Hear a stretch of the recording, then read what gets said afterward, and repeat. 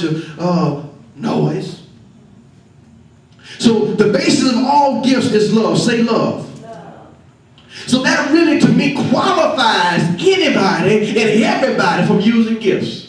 It has to be the qualification to have sincere, genuine love that flows Peter was, he was prejudiced. He was an apostle, but the great apostle was prejudiced. So we got to get all of that junk and that garbage up out of us to have, I believe, really effective ministry. That you can feel a sincere, pure anointing and presence from God that's working in you and working through you. So love has to be the foundation. We got to make sure we constantly work on our love walk. Make sure we do check up on our love walk. So it's his love. Then at that point, it commands authority. It's not hard. It's not difficult. When the real love of God rules from your heart. And some people didn't want to receive. They want to embrace it. But even Jesus came unto his own, and he said they didn't even receive me. They didn't even accept me. He said, prophet is not accepted his own country, among his own folks that think they know you. They don't really know the love of God. And all that he ever did, he went about doing good and healing all that was oppressed of the devil, those that were sick, those that were diseased. Then they tried to throw him over it. They tried to throw love over a cliff and destroy him before time. But they said, I can't leave now. He said, my time is not up. So it's some stuff that you shouldn't even run away from. You got to stand still and behold the salvation of God. Don't let the devil run you away from the blessing of God, the full measure of God's purpose and plan and destiny that he has for your life. Whether it's on the job, whether it's the evangelization, whether it's in the church or wherever it is. Hey, you got to say, hey, this is where God planned me. This is where God saved me. This is where I need to be. And, hey, and we need to fight. We'll fight. But know that the weapons of your warfare are not carnal, but they are mighty through God to the pulling down of strongholds. And we don't wrestle against flesh and blood. We want to fight what we see. No, it's the devil loose. It's the enemy at work. It's the thief that come to steal, to kill, and to destroy. Jesus said, I come that you might have life, that you might have life more abundantly. More abundantly. More abundantly. All right, now let's go to this next sheet. This is a great teacher, a man of God here, Derek Prince, going on to be with the Lord now. But I pulled this from some literature that he had a while back. This is concerning the gifts of the Spirit. So if you look at number 1, first sheet, where at the top it says, dear friend. Y'all see that? All right.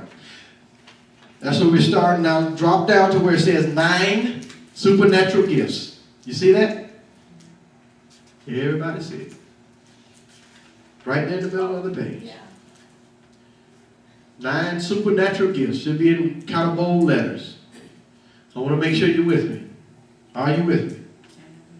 All right. Now, let's read. It says, these 9 gifts are listed in 1 Corinthians chapter 12, verses 8 through 10. To bring out the exact meaning, I give the following literal translation. Literal translation.